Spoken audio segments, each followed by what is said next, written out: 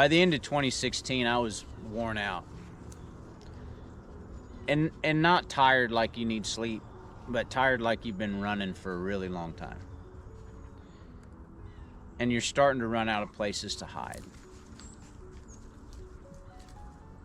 I'd spent years running from God, and if I'm honest, I wasn't running from Him only, I was running from myself as well.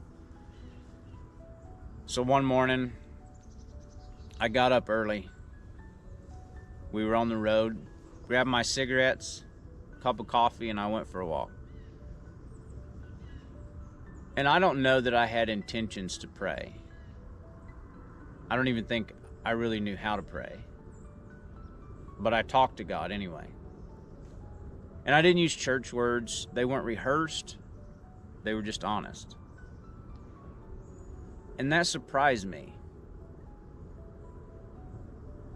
Because I didn't think God really loved people.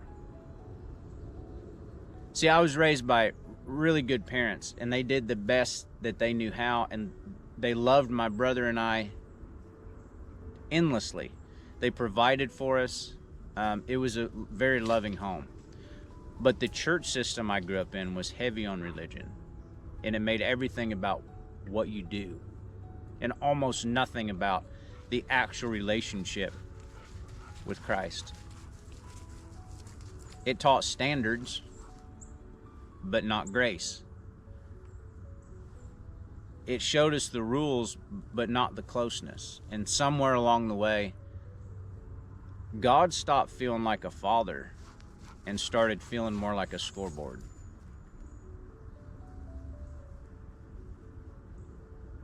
By the time I was 15, I ran as hard and as fast as I could. And it wasn't because I hated God, but it was because I couldn't live up to the standards anymore that I thought I was supposed to. I couldn't measure up. I couldn't stay clean enough. I couldn't do enough of the right things. And I didn't know how to love a God I was always disappointing. So I stayed away. But that morning in 2016, standing there on that sidewalk, alone, I didn't know if God wanted me back. But I offered to give Him my life anyway, with conditions. My honest prayer was, I believe that Jesus died. I believe that He rose again. I don't have a problem with that. I have a hard time believing that you love people. So I'll give you 3 months. And if I'm no different, then I'll go right back to what I'm doing. But if I am different, then I'll stay. And that was my deal. And I noticed that something inside of me started to change. It wasn't loud. It wasn't dramatic. But it was real. I woke up the next morning and I felt different. I carried myself a little different. I wasn't perfect by any sense of the words, but I felt different. And hope started showing up inside of me where noise and chaos used to live. And I was so excited. But my wife wasn't convinced. She had heard all of this before. See, for years, I would clean myself up and I'd say the right things and I'd do the right things and I'd be doing better for a while. But it was all on my own strength.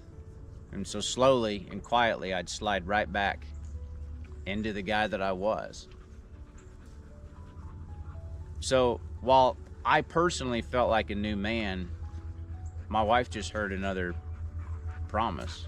And all of those promises before were broken. And so that's where the hiding lived.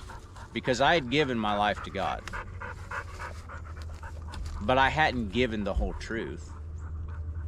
See, I wanted grace without exposure. I wanted freedom without being fully known.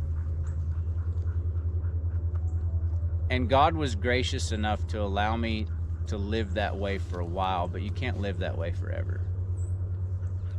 Sooner or later, the weight that you're carrying is going to show up in your marriage, in your mind, in your soul.